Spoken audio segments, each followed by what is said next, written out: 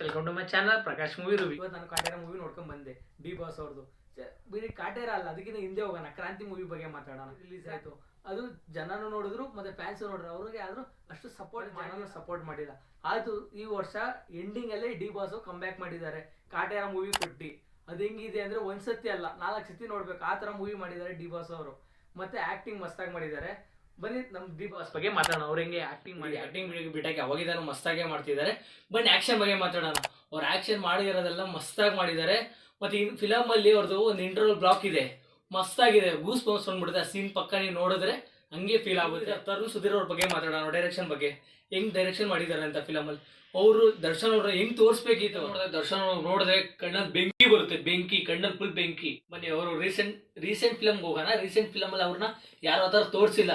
ತರುಣ್ ಸುಧೀರ್ ಅವ್ರು ತೋರಿಸಿದ್ದಾರೆ, full mass ಆಗಿ ತೋರಿಸಿದ್ದಾರೆ, ರಗಡಾಗಿ ತೋರಿಸಿದ್ದಾರೆ. ಮತ್ತೆ ಇನ್ನೊಂದಂದ್ರೆ ಫಿಲಮ್ ಅಲ್ಲಿ ಕ್ಲೈಮ್ಯಾಕ್ಸ್ ಸೀನು ಪ್ರೆಡಿಕ್ಟೇ ಮಾಡೋಕ್ಕಾಗಲ್ಲ, ಹಿಂಗಿರ್ಬೋದಾ ಅಂತ. ಅದು ಒಂಥರ ಶಾಕಿಂಗ್ ಮೂಮೆಂಟ್. ಬಗ್ಗೆ ಮಾತಾಡೋಣ. ಜಗಪತಿ ಬಾಬು ಬಗ್ಗೆ ಅವ್ರ ಆಕ್ಟಿಂಗ್ ಹೆಂಗ್ ಮಾಡಿದ್ದಾರೆ ಅಂದ್ರೆ, ಈ ಫಿಲಮ್ ಅಲ್ಲಿ ಅಷ್ಟೊಂದು ಟಾಪ್ ನಾಚ್ ಆಕ್ಟಿಂಗ್ ಏನಿಲ್ಲ.